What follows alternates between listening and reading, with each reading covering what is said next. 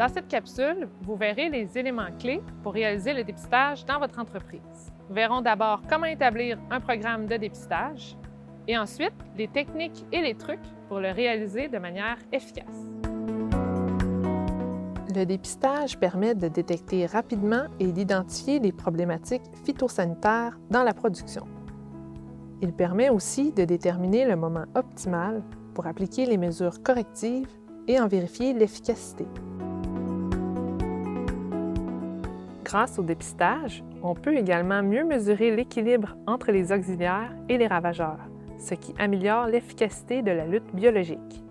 Donc, le dépistage, il faut considérer ça comme une tâche prioritaire dans l'entreprise. C'est vraiment essentiel pour avoir une bonne lutte intégrée. Ça nous permet de mesurer, de voir l'équilibre entre nos prédateurs naturels et nos ravageurs. C'est un investissement qui est très important parce que vous allez avoir à la fin de votre culture des beaux végétaux exempts de pathogènes et d'insectes. Et aussi, ça peut vous éviter d'avoir des mauvaises surprises à la vente.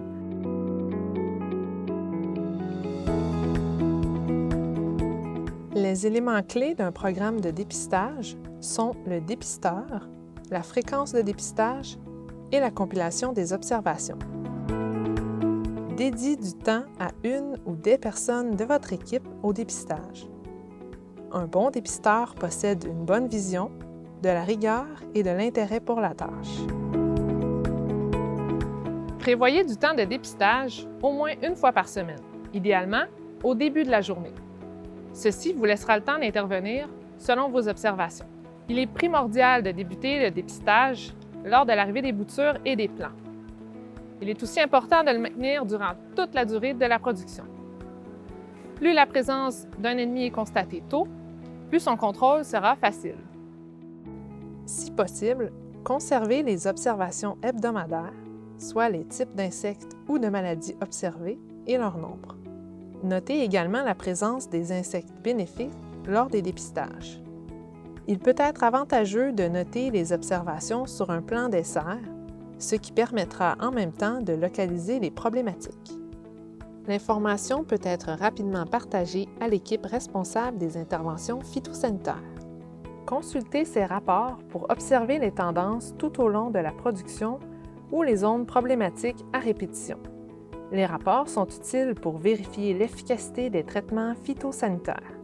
Comparez les résultats de dépistage avant et après un traitement. Puisque les ravageurs peuvent parfois être difficiles à observer à cause de leur taille ou de leur emplacement sur les plants, l'inspection individuelle des végétaux est souvent essentielle à leur détection. Observez d'abord la culture de manière étendue, puis réalisez plus d'observations dans les zones montrant une perte de vigueur ou celles dont la coloration diffère dans la canopée.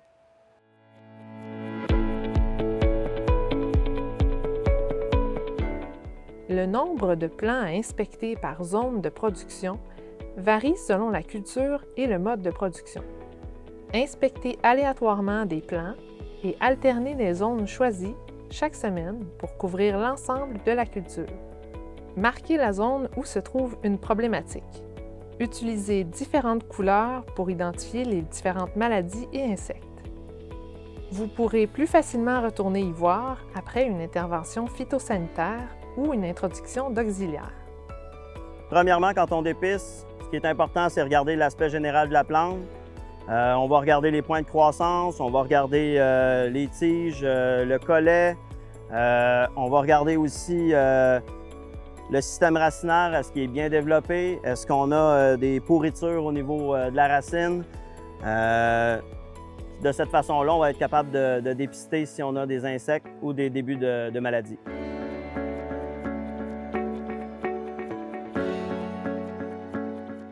À l'aide d'un mouvement sec et vif, secouez le feuillage. Il sera également possible d'observer le nombre d'auxiliaires présents. Cette méthode est rapide et efficace pour détecter des insectes qui ne volent pas, comme les tétraniques, les larves de thrips ou les pucerons aptères. Les pièges capturent les insectes ailés, tels que les pucerons ailés, les alérodes et les thrips adultes. En les installant avant l'apparition des ravageurs et en les inspectant régulièrement, vous augmentez votre capacité à les détecter pour intervenir rapidement. Les pièges collants jaunes, c'est un outil très important pour le dépistage en serre. Règle du pouce, on installe à peu près un piège par 100 mètres carrés pour des cultures ornementales diversifiées, un piège pour 500 mètres carrés pour des monocultures. Vous pouvez placer un petit peu plus de pièges collants dans des zones près des fournaises, près des ouvrants ou près des endroits où il y a beaucoup de circulation. Ça vous permet de voir s'il y a plus de ravageurs dans ces endroits-là. Puis aussi, les pièges collants vont, la majorité du temps, capter la plupart des ravageurs présents en serre. Changez les pièges collants aux 2 à 4 semaines en fonction de leur état et de la quantité de ravageurs qui s'y accumulent. L'emplacement idéal varie selon le stade de la culture et les insectes à capturer. En général, placez-les juste au-dessus du feuillage et relevez-les à mesure que la culture croît. Observez régulièrement les pièges. Si possible, dénombrez les insectes présents. Pour gagner du temps, le comptage des insectes dans une colonne verticale de chaque côté du piège permettra d'estimer rapidement le nombre total sur le piège. Après un traitement conventionnel, l'installation d'un nouveau piège permettra de voir l'efficacité du traitement.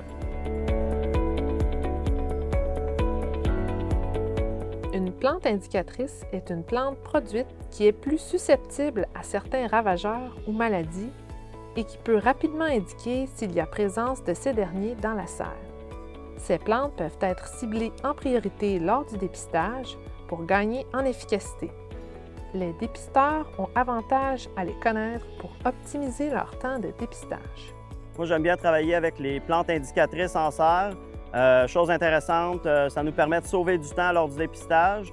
Qu'est-ce que c'est une plante indicatrice? C'est une plante qui va avoir un petit peu plus de susceptibilité pour certains ravageurs. Donc, par exemple, je tiens dans mes mains un calibrachoa. Le calibrachoa, on sait, le puceron va être beaucoup plus attiré vers le calibrachoa, mais il va être attiré aussi vers du lysimaque, la pensée, la salvia, les poivrons. Donc, quand on va le dépister, on va surtout surveiller l'apex de la plante. Le tétranique qui va avoir, par exemple, le scaevola, le thunbergia, les cordylines, certaines plantes tropicales. On va surveiller le dessous du feuillage.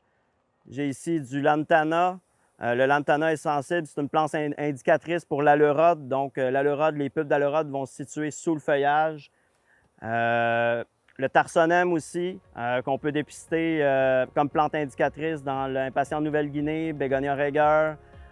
Donc ça, c'est des plantes que vous allez dans les serres dépister en premier pour voir si le ravageur se trouve dans ces plantes-là. Même chose pour les maladies. Si vous cherchez à dépister du blanc, vous allez regarder en premier dans du bégonia, le calibrachoa, le dahlia vont avoir des présences de blanc en premier. Verveine aussi, une autre plante que vous allez probablement trouver du blanc en premier avant d'en trouver dans d'autres végétaux.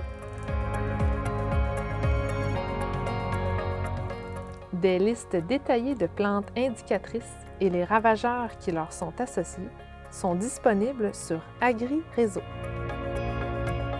En conclusion, n'hésitez pas à faire appel à un conseiller ou un technicien expérimenté s'il n'est pas possible pour vous de dédier un employé à cette tâche durant toute la durée de la production. Les plantes indicatrices sont un bon moyen de gagner du temps lors du dépistage. Il reste toutefois nécessaire de réaliser des observations régulières sur toute la culture. Troisièmement, le suivi des observations aide à la prise de décision lors des interventions phytosanitaires et plus particulièrement en lutte intégrée des cultures.